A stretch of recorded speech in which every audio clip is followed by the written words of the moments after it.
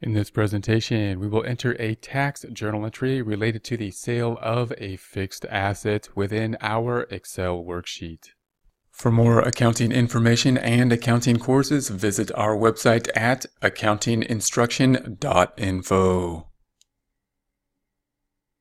Here we are in Excel. We're currently at 150% on the Zoom. Last time we had entered an adjusting journal entry related to the sale of equipment. It looked like this.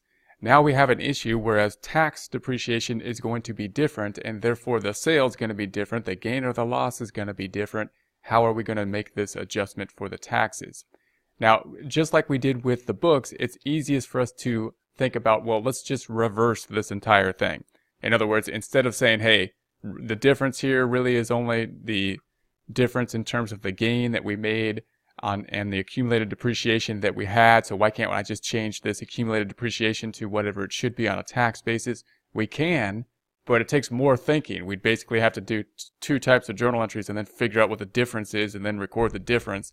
And it's more difficult for people to go back and look at because then they have to think about the same thing without much perspective on it. So the easier thing to do is just to tell the story and say, okay, this is what it was on a cash basis. We'll just give a pictorial story and say, hey, I'm going to reverse this and then tell you what it looks like to build this thing out on a tax basis. So I'm just going to call this a reversing entry, and I'm going to call it a TR for a tax reversing entry. And I'm going to say that this is 13 plus 1. Now, this is also one of those areas.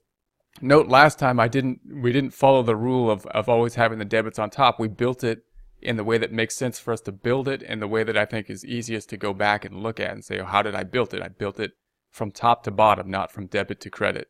So I'll do the same thing here. When I do the reversing entry, I'm not going to flip around the debits. There's too many accounts to mess around with that kind of stuff just for formatting purposes. In other words, I want to keep the same order of the accounts just so we can flip them exactly and let the debits and credits land where they lie. So this is how I'm going to do it then. This equals the checking account, and I'm just going to flip this debit to a credit. So I'm going to put that over here, negative. So top to bottom is still going to be the same. Debits and credits are what's going to flip.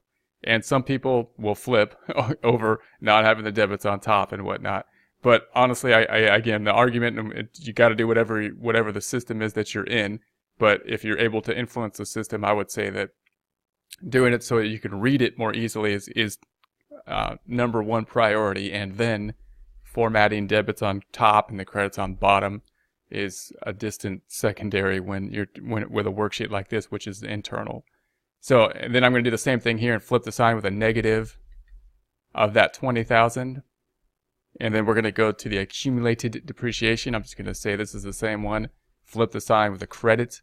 I'm doing a negative instead of an equal of that 2,000. And then we'll do the last one. This equals the gain or loss. We're just going to take that, put that on the credit side, flip the sign with a negative of that number. So now we're just going to reverse this with this journal entry in the tax side and then record the same thing on taxes on a tax basis. To do this, we're going to go back over here. Checking accounts, our first account. So we're up top on the tax side in 05, where we will say equals, and scroll to the left, scroll to the down, and then the checking account is going to be K13 and enter. So we put that back in there. So there's that. We're of course out of balance on the tax side by the 10,000 now. Then the other side of it is going to be the furniture and the fixture. So that's going to be here. So we want to be on the tax side. Also note, if you have a long journal entry like this, you may want to actually hide some screens. That might be helpful if you're like kind of really thinking about this. This is taking a lot of mental energy. Then these two things just might be really annoying after a while. So you could just put your cursor on the top two, highlight them, right click, and hide them. So then you can concentrate on just what you're thinking about. So then we're on Q11 equals, and we're going to go to the furniture and fixtures, and that's going to be the 20. So it's going to go back up. The 6,000 is the accumulated, or the 2,000 accumulated depreciation. There's 6,000 in it already. We're going to double click on it, go to the end of it, say plus, and then put our cursor on that 2000 and enter. So there's a lot of detail in here. If you delete it, that's okay, because you can easily go find the accounts that have accumulated depreciation and just re-enter them. But you do want to use formulas, because look how much more detail you get by doing that than if you did it by hand or something. If you just wrote that 8,000 and you don't know what the detail is of it. So then we're going to go back down to the loss, gain loss, or just the loss we put it in as. It's down here in Q41 equals, and we'll scroll back up to find that one. That's going to be the 8,000. So now the loss has gone back to 0, and we're back to where we started from, or at least with no transaction related to the sale of the equipment. So now we're going to record the sale of the equipment on a tax basis. Now, this is not a tax class to try to figure out how to calculate the tax basis. We're just going to say here that the accumulated depreciation is different, which and so that we have a different journal entry. So this is not talking about how to record what the tax accumulated depreciation should be, just to say that it's different. So here we go. So we're going to say tax entry is going to be equal to the 14 plus 1, and then it's going to be much the same type of journal entry, meaning we could pretty much even just copy this whole journal entry. I can highlight this whole thing, not the numbers, but the amounts, right click and copy it. I'm going to paste that down here, right click and paste it 1, 2, 3. So the accounts are the same. The only thing that's different are really the accumulated depreciation and the loss. So that we still got 10,000 cash, I know that. And we still, now the equipment went off the books at book value at the cost. The cost is the same, it is what it is, no matter what our depreciation calculation is, 20,000 in this case. And then the accumulated depreciation, that's what's going to change. And we're going to say here that we looked it up on the book, on the tax code, tax depreciation schedules from our tax software, and it's on there at 7,000. And note, oftentimes in practice, of course, what you probably do is, if you had the tax software, you record the sale in the software first, let the software record this journal entry the way it would record it, and then go in there and use that to help make the journal entry into our system so that we can match those two up and think about the reasoning as to why what is going on, how this calculation is happening, what's the difference. So then we have the gain or loss, so it's going to be, like, you could think about it this way. Here's the book value, 13,000, minus the 10,000 we got, which is a loss of the 3,000. And we can use the negative sum function, which is negative SUM of these cells. So we'll sum up negative. That's what we need to be in balance. That's the plug. So that's 20,000 over here, 20,000 here. If we add them all up, they add up to 0. So now we'll just record this back out. Here's the check-in. We're going to go back up. Something's in it. So I'm going to double click on it, go to the end of it, plus, and then record this item. Enter. And then we have the furniture and equipment here. There it is. Going to double click on it, say plus, and put our cursor here and enter. And then we've got the 7,000 accumulated depreciation. Here it is. Accumulated depreciation, something's in it. We'll double click on it, go to the end of it, plus, and then record this, enter. So, and then we're going to go down to the loss.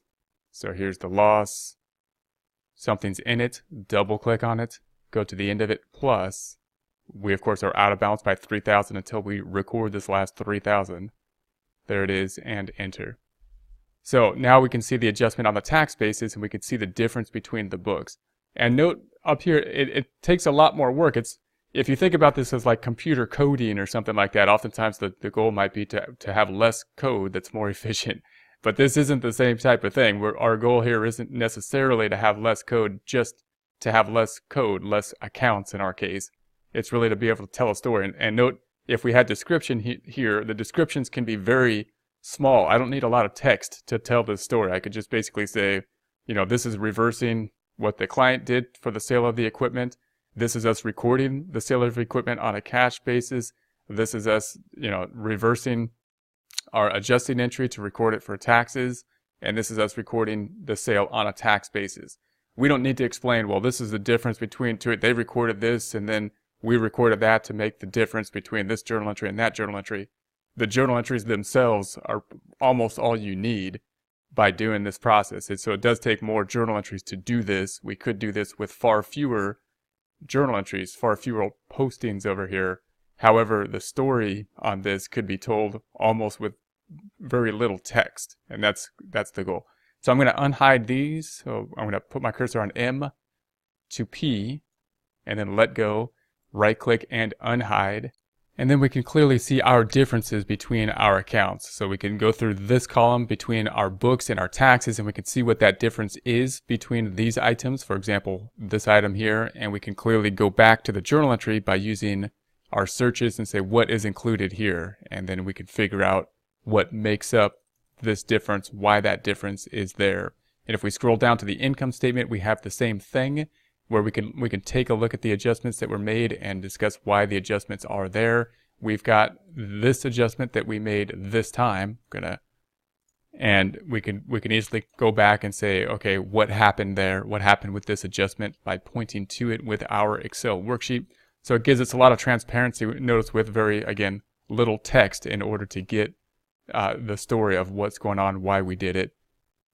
For more accounting information and accounting courses, visit our website at accountinginstruction.info.